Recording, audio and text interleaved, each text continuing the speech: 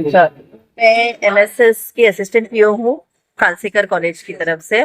और हमको जीआर आया हुआ था कि पुलिस और सिटीजन्स के बीच में जो रिलेशनशिप डेवलपमेंट के लिए उस लिए हम लोग आज यहाँ पे आए थे। और आज यहाँ पे आने के बाद हमारे वॉलंटियर्स को, जैसे आप देख सकते हैं सारे मेरे वॉलंटियर्स है, इनको बहुत अच्छी तरह से हमको गाइडेंस किया गया। यहाँ पे बताया गया कि रूल्स रेगुलेशंस फॉलो कैसे करने चाहिए, कितने डिपार्टमेंट्स होते हैं एनएसएस के, सॉरी पुलिस स्टेशन के, और उनका वर्किंग स्टाइल जो भी है वो सारी चीजें बताई गई।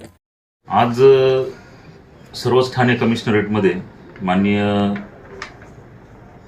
पोलीस आयुक्त श्री डुंबरे सर यांच्या मार्गदर्शनाखाली व्हिजिट माय पोलीस स्टेशन हा उपक्रम राबविला जातो आहे। त्या अनुषंगाने आज मुंब्रा पोलीस स्टेशनला आम्ही या कार्यक्रमाचे आयोजन केले आहे। या कार्यक्रमाअंतर्गत पोलीस स्टेशन हद्दीतील सिनियर सिटीजन्स असतील, प्रतिष्ठित नागरिक असतील किंवा शालेय विद्यार्थी असतील किंवा इतर काही सामाजिक संस्था असतील, तर अशा सर्व नागरिकांना पोलीस स्टेशनला बोलावून पोलीस स्टेशनचं कामकाज कसं चालतं याबाबत आम्ही किंवा आमचे पोलीस स्टेशनचे सर्वच अधिकारी कर्मचारी पोलीस स्टेशनबद्दल माहिती देत आहेत। त्यात PSO किंवा गुन्हा दाखल करण्यासाठी फिर्यादी येत असताना प्रथम PSO ऑफिसला जातो, तर PSOची काय कर्तव्य आहेत तो ते PSOची कर्तव्य समजावून सांगतो आहे। लॉकअपला व्हिजिट करण्यात येत आहे। लॉकअप ड्युटी कामी नेमलेले अंमलदार लॉकअपमधले आरोपींबद्दल, आरोपी कसे ठेवले जातात, आरोपींबद्दल काय काय माहिती घेतली जाते याबद्दल सविस्तर माहिती देत आहेत।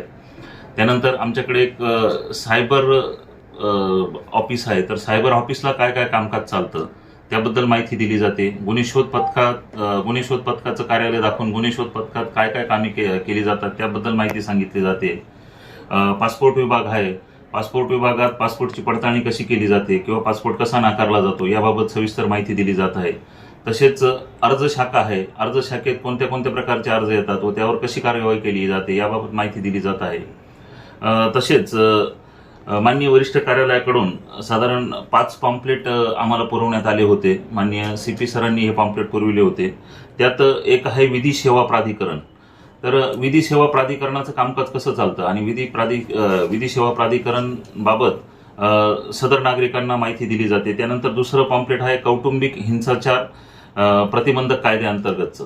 तर त्याबद्दल कौटुंबिक हिंसाचार प्रतिबंधक कायद्यामध्ये काय काय तरतुदी आहेत त्याबाबत सविस्तर माहिती देऊन जर कोणाला खरंच सदर कायद्यानुषंगाने गरज पडली तर त्याबाबत देखील आम्ही मार्गदर्शन करतो आहोत। तसंच लोक न्यायालय ही एक कन्सेप्ट आहे। लोक न्यायालयाचं कामकाज कसं चालतं, लोक न्यायालयात कशा कशा तक्रारींवर तडजोड केली जाते याबाबत आम्ही नागरिकांना लोक न्यायालयाची कन्सेप्ट समजावून सांगत आहोत। तसेच पोलीस स्टेशन हद्दीत मोठ्या प्रमाणात सिनियर सिटीजन्स असतात। तर सिनियर सिटीजनचे अधिकार काय आहेत, सिनियर सिटीजनच्या अधिकारांना काही बाधा आली तर त्याच्यावर काय कार्यवाही केली जाते याबाबत आम्ही सिनियर सिटीजनला डिटेल माहिती सांगत असतो।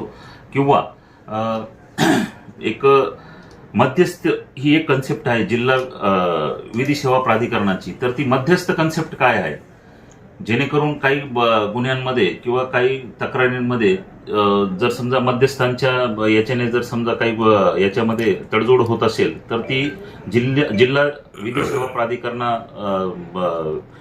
अंतर्गत मध्यस्थ नेमले जातात आणि ते मध्यस्थ हे जे गुन्हे आहेत किंवा या ज्या तक्रारी आहेत याच्यात मध्यस्थाची भूमिका निभावून ते तडजोड करून आणण्याचं कामकाज करत असतात। तर त्या अनुषंगाने आम्ही नागरिकांना माहिती देत आहोत।